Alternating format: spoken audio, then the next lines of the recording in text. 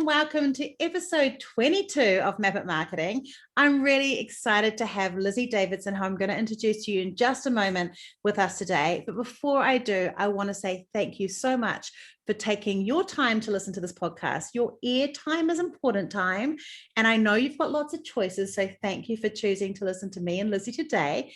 And also thank you for all the lovely feedback that you give us and the reviews. It is so appreciated, and it makes my little heart happy, and totally justifies the CFO that I'm allowed to keep on doing the podcast too, as an aside. Just before I do introduce Lizzie, if you would like to talk about things that come up through this podcast, please do come to my favorite part of the internet, which is our Facebook group, Map It Marketing, the same name. And you can come and ask questions in there about anything to do with marketing, or just come and get more of me. Lucky you. So without further ado, Lizzie, welcome so much to Map It Marketing. Thank you for coming. And I will let you say something in a moment, but also when you do, would you be able to tell us a little bit about your background and who you are and why you think I might have invited you along?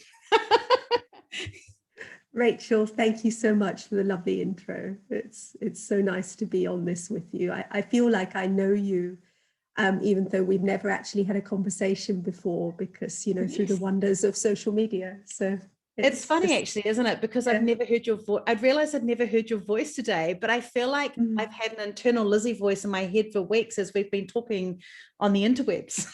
And how does the internal Lizzie voice match up to the actual voice? You're a lot calmer and less, you sound a lot gentler in real life.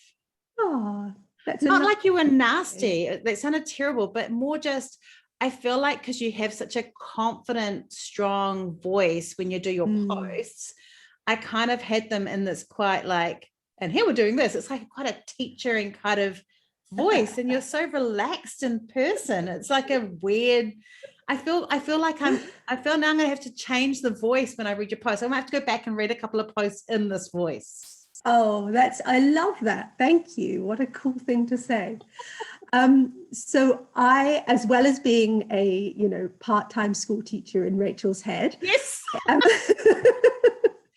I am a writer and I am a content marketer. And specifically, those are kind of my superpowers, I guess. But I use those superpowers to help consultants and freelancers, particularly consultants and freelancers who hate selling. I help them kick cold calling to the curb, because you don't actually need to do old school selling to grow your business. Great if you love it. If you don't need to do that. You can actually attract your ideal clients by improving your website copy and by mastering content marketing. So that's what I help people do. And I guess I came to that through many years of working in business development for creative agencies and getting an understanding of how service businesses can grow effectively, but also 12 years working as a copywriter. And so I've written website content and articles and blogs and, you name it, for businesses in New Zealand and Australia and the US for over a decade now. You write beautiful LinkedIn posts, and I find them beautifully crafted. And I do think it's really interesting, this whole thing around the stop cold calling, because there is this war that goes on between marketing and sales, where marketing, sales need marketing, but they often want to do it all by themselves. They're like a stroppy toddler. So apologies to all the sales trainers out there, and they often want to just be able to go, you need to have the cold calling. But I know for us, as we focus on our content marketing, and I always say it's such a long game. This is not like a 2-week thing that you do. There's this amazing alchemy that happens where suddenly this perpetual kind of momentum happens, where you start getting 1 and then 2, and then this constant stream of people coming into your inbox, and they're basically begging you to work with them. They're going, hey, I'm ready now. And the sales process is often a 10, 15 minute, just a conversation around the dynamics of that, as opposed to meeting after meeting after meeting. Yeah, you're absolutely right. It's kind of magical, hey, because if you're putting great content out there in the world, is you're building a relationship with people. So by the time they actually come to reach out with you, they feel like they know you already, just like I feel like I know you already. And I love you. Yeah, right. So it's magic. It's genuinely magical. For me, I'm a salesperson as well as a writer. So I'm not fazed by the prospect of cold calling. And I think that is, I think that's important to say, that this is not, I do what I do, not because I'm scared of sales, and sales is not scary. I think a lot of people are scared of sales, and they don't realize that all sales is finding solutions to people's problems. And that's all it is. It's nothing more complex than that. And that's not scary. But the reality is that you don't actually ever have to do any of the more confronting bits of sales if you've got your content marketing sorted. Right. I always feel too, for me, like I'm half Dutch, my husband's Dutch, and there's this really good Dutch phrase called Nixon, which is the art of doing nothing, which I think is awesome. And I'm trying to bring that back. Like, I think the art of doing it, but to do the art of doing nothing, if you're trying to grow a business, I love the idea that your pre-sales or your pre-qualification is one to many.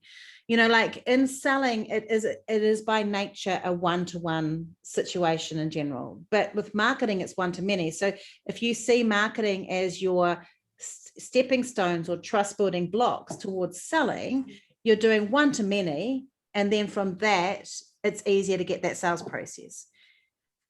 Absolutely. And I think just as an extension of that one to many, if you're good at niching, which is a whole nother topic that we could talk about for months, that one to many is alchemized back into a one-to-one conversation, because although you're talking to many people, you're so specific on the persona that you're talking to that it still feels like that intimate. Oh, definitely. And yet it always should be just to one person, shouldn't it? When you're talking, but it's more just when you're talking to one person in a social media platform or on a website, each person's getting that internet, or on email, you're getting that internal connection with that one person, but you're doing it on a mass scale. Yes. And by mass, it could be 10, 100, 2,000 or whatever. A mass isn't, it's just more than one, really, when we're talking. Yeah. So I specifically asked you to come on here. We could talk about, I said in the introduction, the pre-introduction, we could talk about lots of different things. But one of the things I wanted to talk to you about today was case studies. You did a series. I've noticed with your content marketing, which I think is clever, and I've been doing a similar thing with my podcast, didn't copy you, but definitely I'm probably was subconsciously influenced by you, is you tend to take a theme, I think weekly, I'm not too sure, maybe it's sometimes fortnightly, where you take a theme and you go deep in that theme. And one of those themes was case studies. Yes, I love case studies. I only really do 4 things for people. I do website copy, I write blogs, I do case studies, and I do some coaching as well.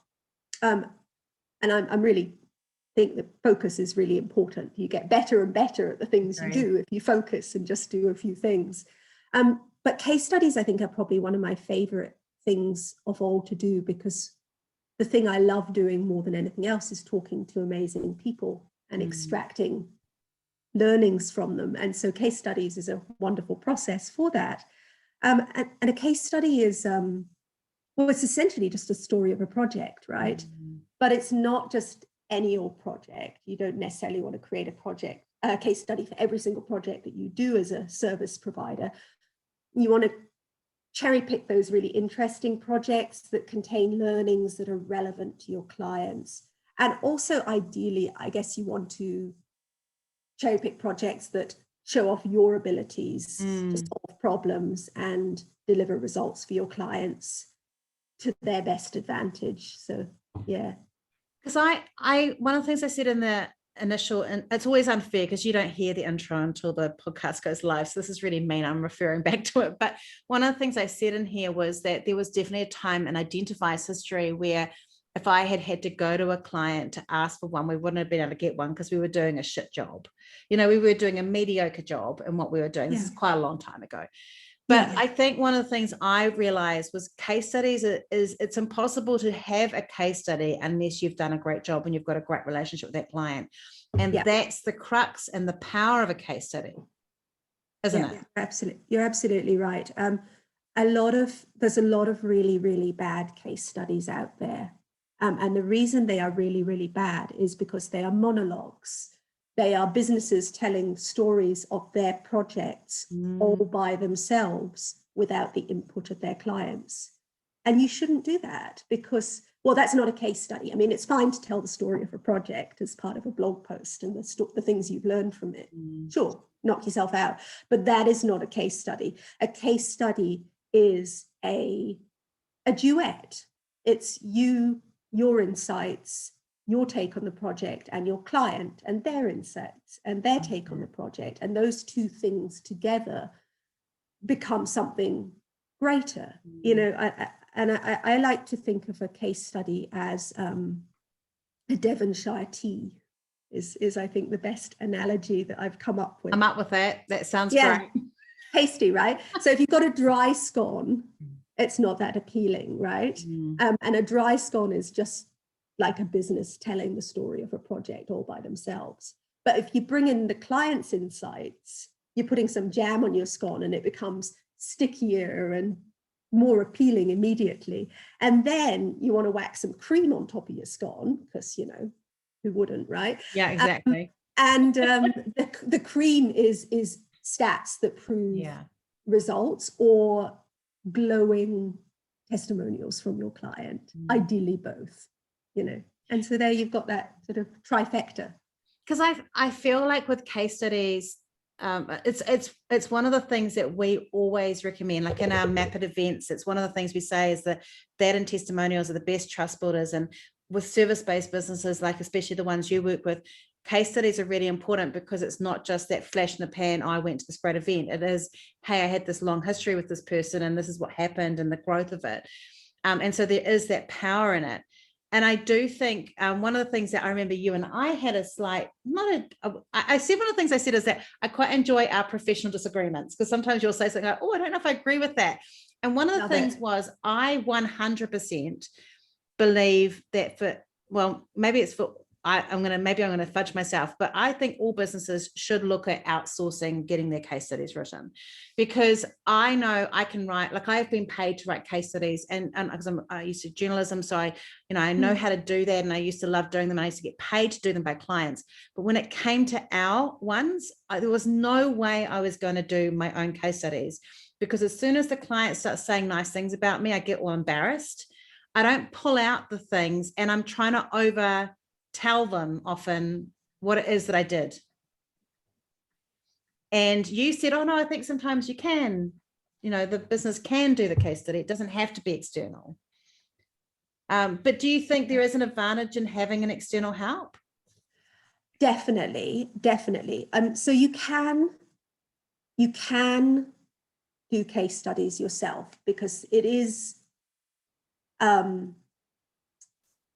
it's totally possible, but you're right. You have to get over that hump that you were talking about, that embarrassment of going, hey, so let's talk about me and how great I am. It's pretty tricky, right? It happened in the podcast the other week and I was like, shh, stop talking about me. Let's move on.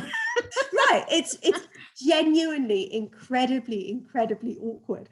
And so there is that. And the other reason why it's actually a really great idea to delegate case studies, either by hiring a professional person to write them for you, or you can even just delegate the interview part of the case study to someone in your team who has not been involved with that project.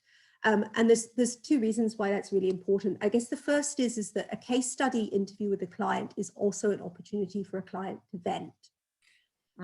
Yes. If there is something that they are not comfortable with, they will often take that opportunity to talk about it. Now, this doesn't happen in every single case study interview I do for my clients, but it does happen quite a lot. It's like I'm almost in a quasi therapist. I'm coming in, I'm asking them to revisit the project. And that's not a bad thing if they talk about things that have gone wrong along the way. It's a great gift, in fact, actually, to that your client cares enough to bother giving you constructive feedback, but it almost always comes along with absolutely glowing feedback as well. You know, this is not like, I've never gone into a case study situation where they've gone, actually, we hated it and we hated you. And we just, well, you'd hope you wouldn't recommend that person. No, right? You hope you'd have enough analogy to go, that I'm never asking that person for a, you know. Not a case study project, that one. No. But often what will happen is they will go, you know, hey, there were a few things they could have done better, and then tell me about them. And you need a neutral third party to extract that information, because the reason they can tell me is they know I've got no flesh in the game and they don't feel bad about it. And then I think the second reason why it's really important to outsource them is that it's just that fresh perspective. You know, when you're so close to a project, it can be hard for you to understand what the really interesting angles of that project were, what the really valuable learnings were that you can extract from that project and share with other clients, you know. And an external person can go, well, that's fascinating. Let's dig a little deeper into that, because that's really relevant. And you might go, oh, okay, cool, let's, you know. I think that's really key. Like, I know that I used to do quite a lot of writing and interviewing people, all sorts of stuff. And I remember that I used to love going and working with quite technical businesses. I remember working with Becca and doing some content writing for them.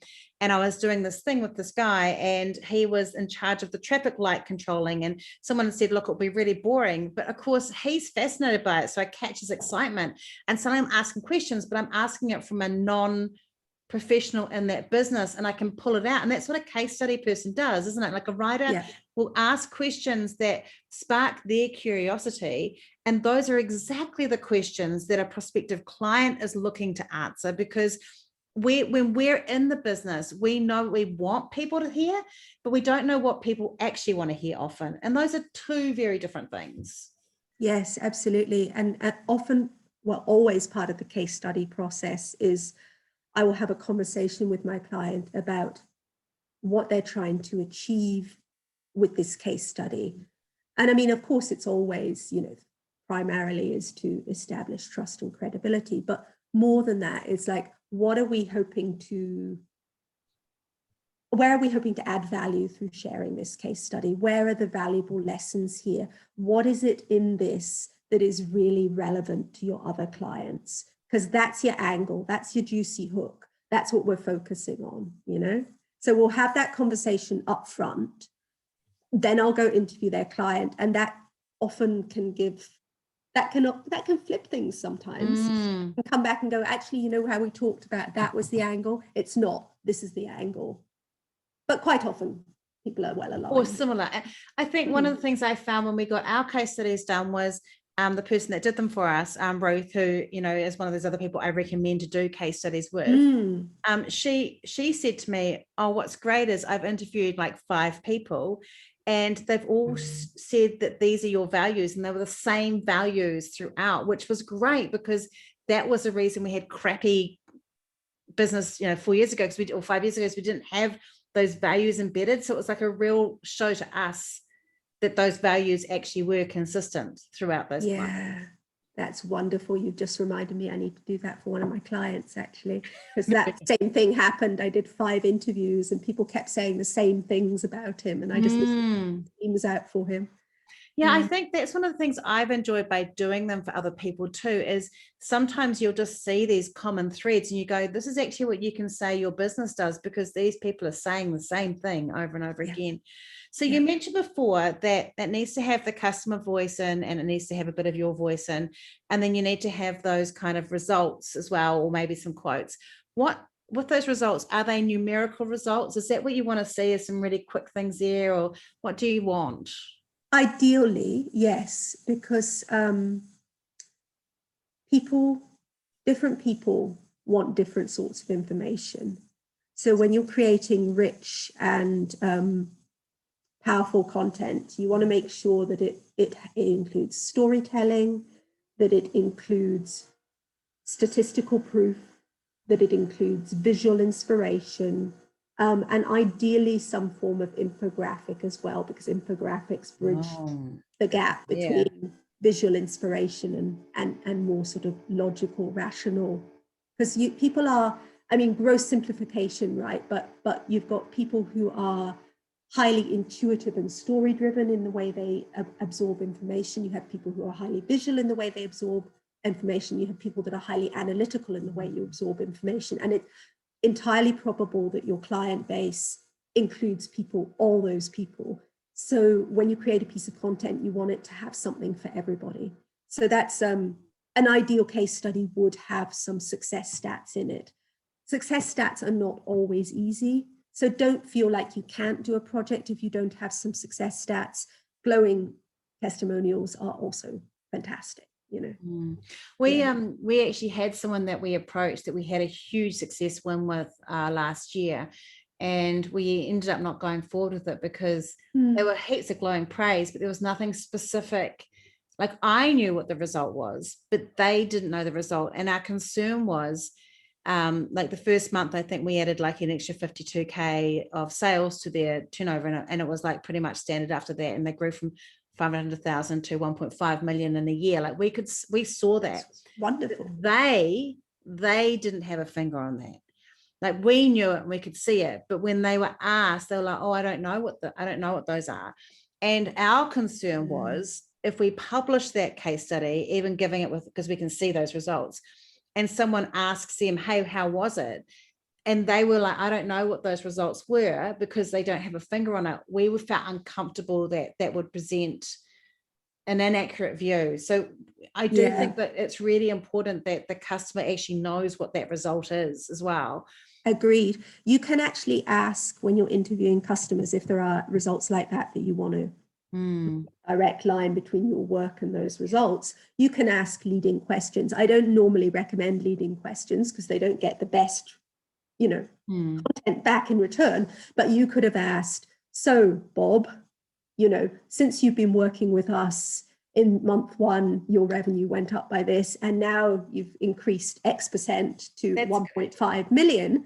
How has the work we've done together contributed to that success?" I think that sounds like a great solution. May need to go back to that one. Right.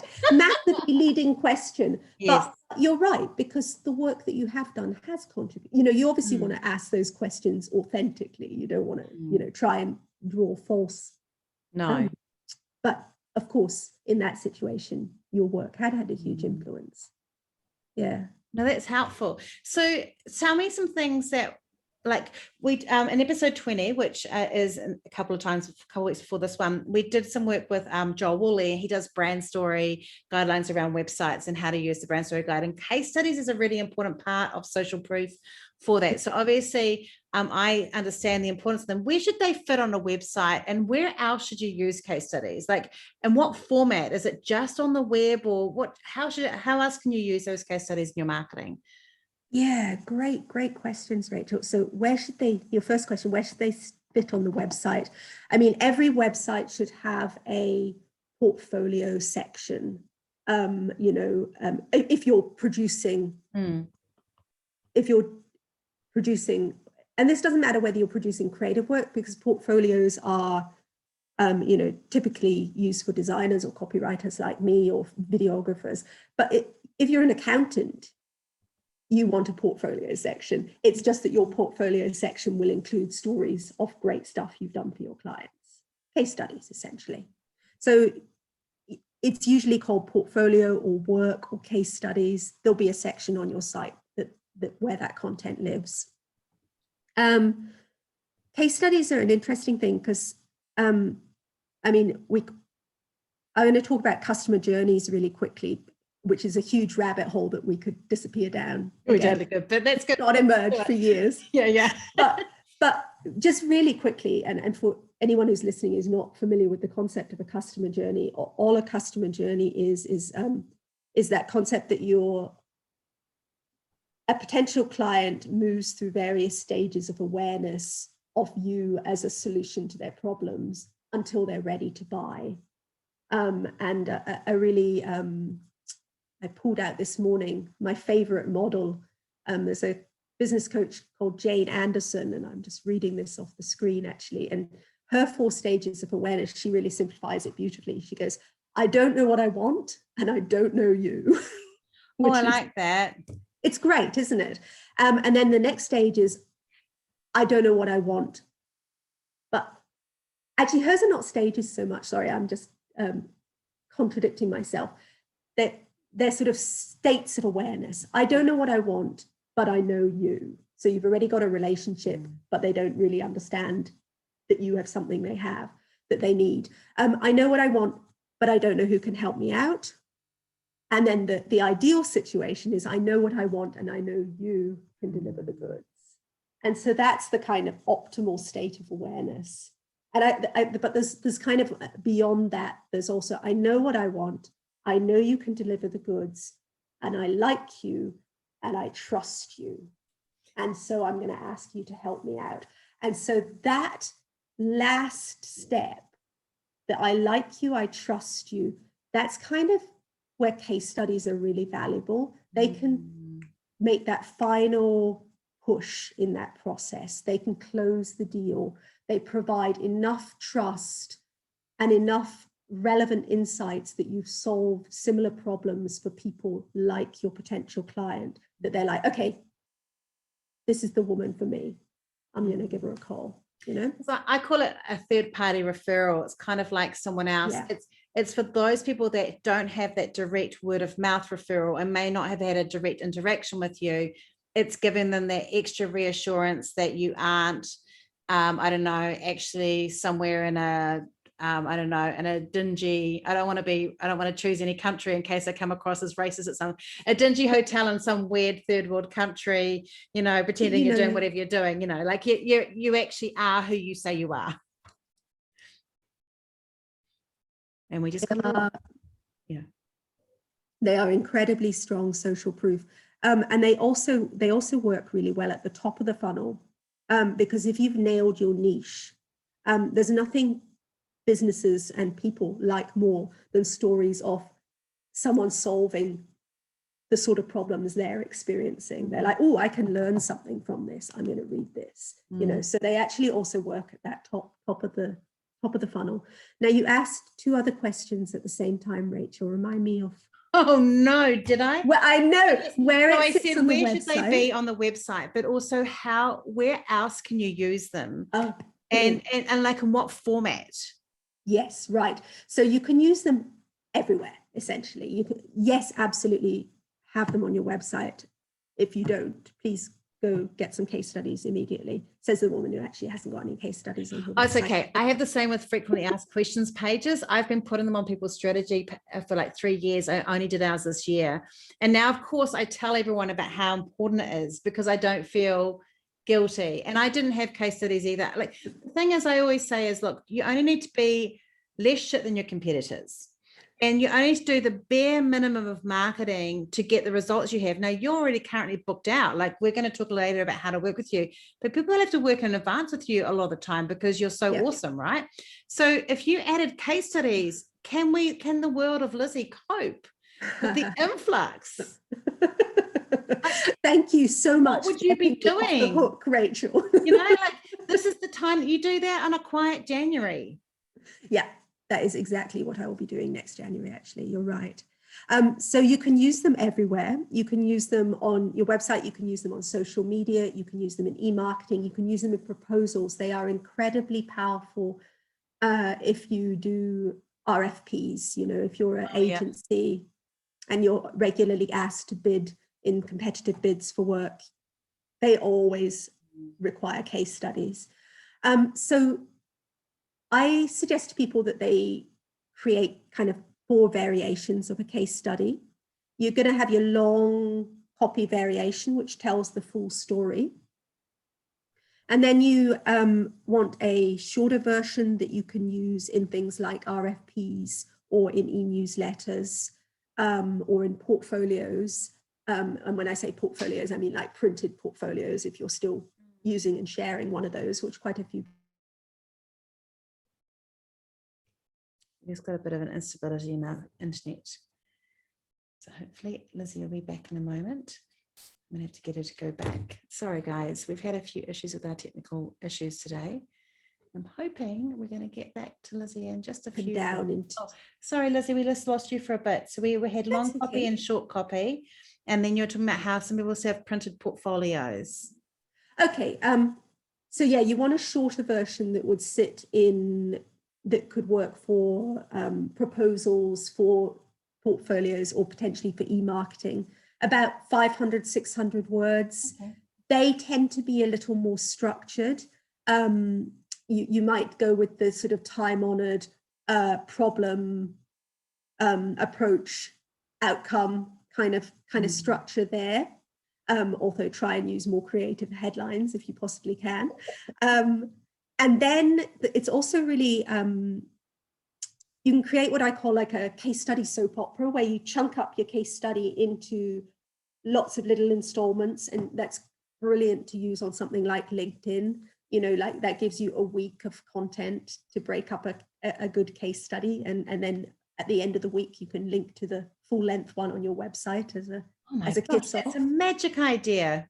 Genius, right? And then of course you also want to pull out those nutty little quotes and use those as testimonials scattered throughout your website. Anywhere that you can use a testimonial, really tattoo it on your ass, you know, whatever works for you. Okay. Yeah. So that will be the quote I'm using for this podcast. I was thinking that's actually kind of what I'm doing with the podcast. So I pull out quotes and then I use those quotes during the week to kind of like whet the appetite. And then on LinkedIn, I've worked out that I was just doing like an excerpt video of like a little bit of audio. But when you do video on LinkedIn, you get great engagement, but it only gets shown to like 200 people. But if I do like a post or a PDF post, I get thousands of views. So I've started doing for my podcast an image of the podcast, and then you'll see one today for the podcast that came out today, and then like 4 or 5 different quotes from the podcast laid out and turned into a PDF document to push it out. And that's kind of, I can see that happening with this case study because I'm visual, that you could repurpose the content in stages and have it like a colored document. I'm just thinking I'm going to do this for myself, and almost like an infographic where you could, it could be just images for a carousel in LinkedIn or Facebook, but on LinkedIn, you could have it as a PDF. So it's a PDF document. Yeah. Absolutely. And that would work super well. Like I love this idea of repurposing it. To be honest, I'm a bit disappointed in myself. I consider myself the queen of repurposing content, and I haven't thought about this in this depth with case studies. So I have considered myself illuminated right now. Oh, I'm really pleased to hear that. But you know what? It's like, and you are the queen of content and repurposing content, but so many people aren't. And I think that's one of the biggest things about content marketing. If like I could have one takeaway from this other than go do some goddamn case studies already, which is that content marketing is only as good as the use you make of it. You know, it's every piece of content, if you're producing quality content, represents hours and hours of work. So use it until it squeaks, you know, use it until it's wrung out and you're sick of the sight of it, because, you know, other people won't be sick of the sight of it. They aren't watching you as closely as you think they are, you know, so you can get away with repeating yourself. In fact, you should be repeating. Oh, definitely. Yeah. Good content should be repeated. That was something I learned last year, because because we write. For me, my content just flows out constantly. Like I have to hold myself back and go, oh crap, I've already posted on LinkedIn today. I've had 4 ideas since then. I've got to write them down. You know, I have too much content. I have different strategies for every platform, just so I have places to put all my content. Like I have too much, but I know I'm unusual. Poster child. I am the ADHD poster child. But I was talking before we record that I self-diagnosed myself. Everyone, I don't need a psychiatric assessment. I have just decided that I have ADHD. My father disagrees. He thinks I'm just lazy. But you know, but I do feel like so many people struggle with this. If you spend time, like let's take frequently asked questions or case studies, and you pull out of a good bit of meaty chunk of content and you spend time doing great captions and a good image, people aren't going to see it.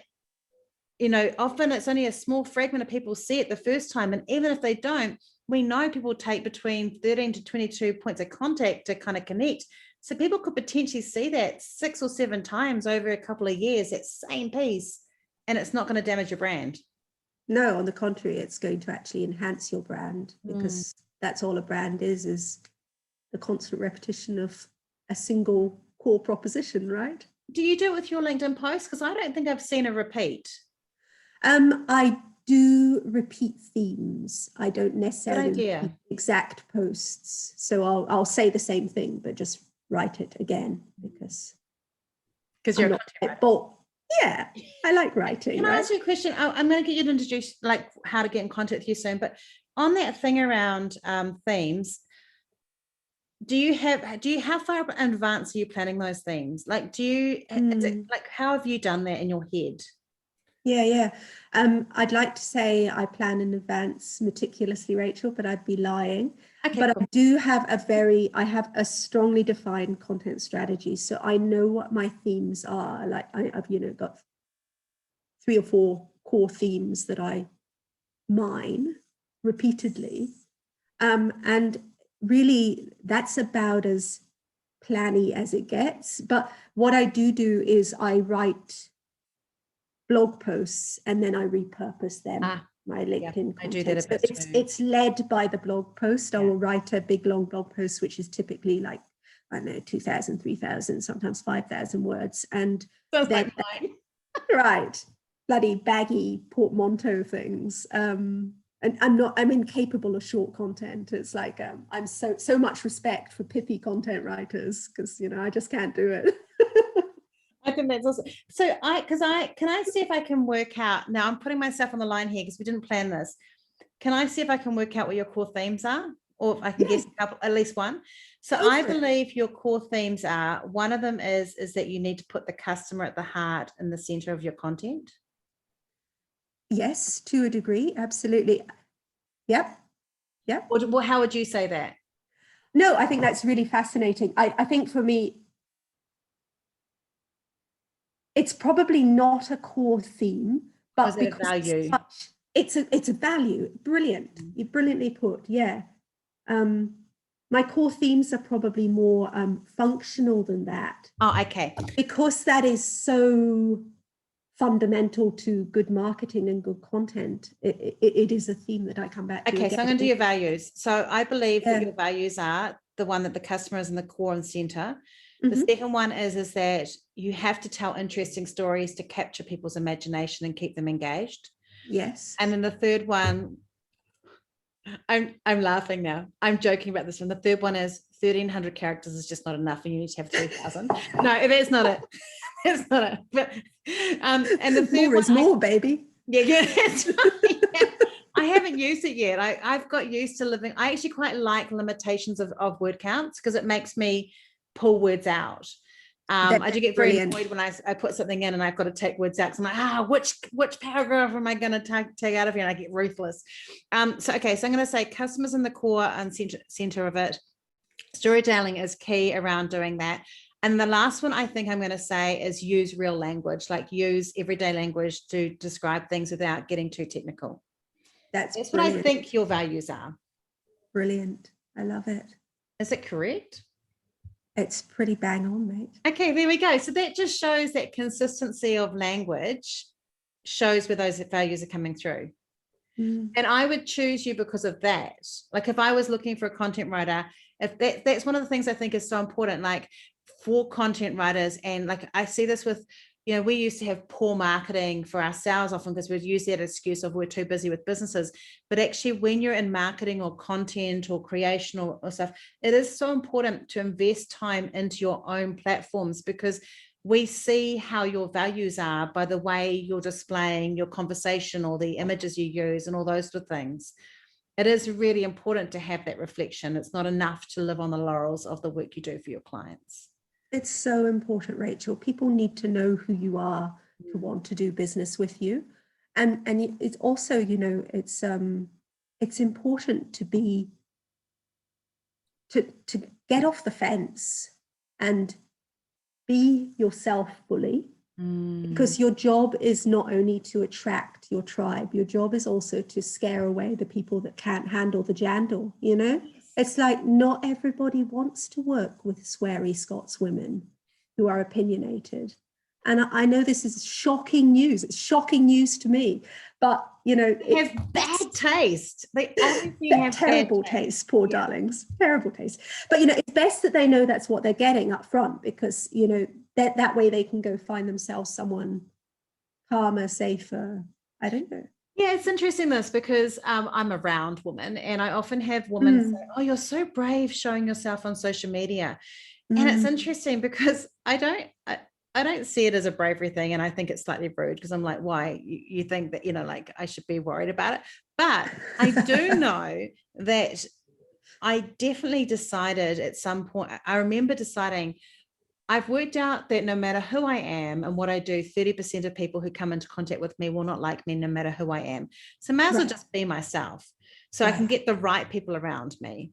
And that creates that sort of, it does, you're right, it attracts those people, but it definitely does. There are people that are great people who just do not like me, and vice versa. Let's be honest, like there are people I don't like either. And understanding that I had people I didn't like was very liberating for me to realize that meant that I also would be fair to assume that other people would also not like me. So when I do a podcast and I do a webinar and I do posts like you do, you know, you do a lot of posts, I do a lot of posts. We're either going to be a lover or a stalker to people, right? They're either going to love us and love everything we do, or they're going to feel that we're cramming them and irritating them, and then we're a stalker, so they need to remove us, and they don't need to get a restraining order. They can just unfollow us. Such a good lesson for life. It is, right? Like, it's not our job to decide whether we're a lover or a stalker. That's right. No, you're absolutely right. And it is so freeing when you finally, and it's tough for women because we're socialized to believe that we have to be likable. And I think that is utter bullshit. You don't have to be likable. You have to be kind. It's a different thing, a very different thing. You have to be kind. You have to show respect. You don't owe the world likability.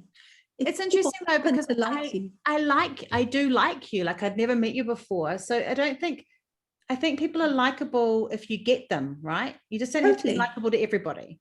Exactly so. And that's I guess that's what I mean, is you don't owe the world likability. You know, you do not have to be universally liked. It is an impossible ambition to be universally liked. Yeah. You know, realize that and embrace it. Yeah. And no one trusts someone that's universally liked. No, because they're slimy. They are, you're right. Because they're a chameleon.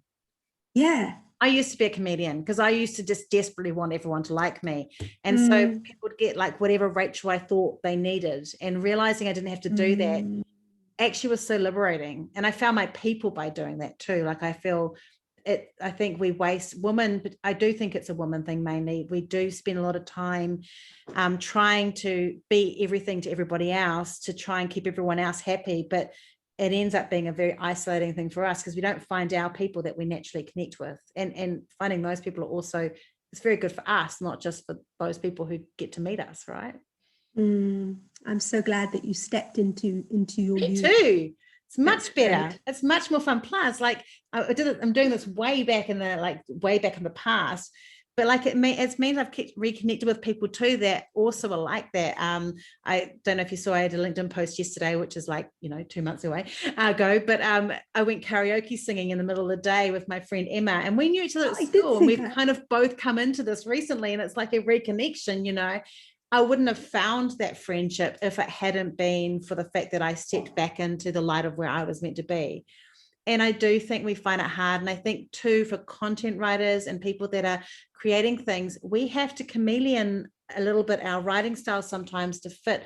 So we are tend to be a bit more smudgy because we have to write in the voices of other people. So it can make it a bit easier to forget that we still have our own distinct voice when we write. Which is important. That's really true. And that's why I love your voice. I feel like it is your distinct voice. It is less school teachery than I thought it was. So I'll have to do the soft tone now. I am a little concerned about the school teachery. It's like that's made me go, am I too didactic? I need to tell more stories and be less. Oh no, I think that's good. I used to be a teacher. Don't be offended. I feel like it's more just, it feels like a voice of authority. It's someone who I know is doing what they're doing. Okay. So into my head, that's a school teacher voice. Okay, cool. It's not like a school teacher, like knowing what I'm talking about. It's not like a listen very much, listen, you must listen. It's not like that. Sorry, my Dutch grandmother stuff was coming out through me just then. That was brilliant. It's not that, but it is just that feeling of knowing that you know what you're talking about. It's a very calming place when you're in the presence of someone who actually does have depth in the words that they're saying. It's not fluffy. Good. That's nice to hear. And you see how my insecurity came out there, my female insecurity about being maybe too assertive. Yeah, you're not being assertive. Isn't that the crap we have to deal with? Eh? Yeah, it's rubbish. Okay, so now Lizzie, I have loved this. This has been fantastic. And I think it was cool having that little conversation at the end around those sort of feeling things as well. But if people, I know you've currently got a waiting list at the time of recording. Do you often have a waiting list? I'm usually booked about at least a month out, but that I say to people, don't let that put you off getting in touch if you do have something urgent, because if it's a smaller piece, I can often shoehorn it in. And that's often how I start relationships with people. We'll do something small together and it goes from there.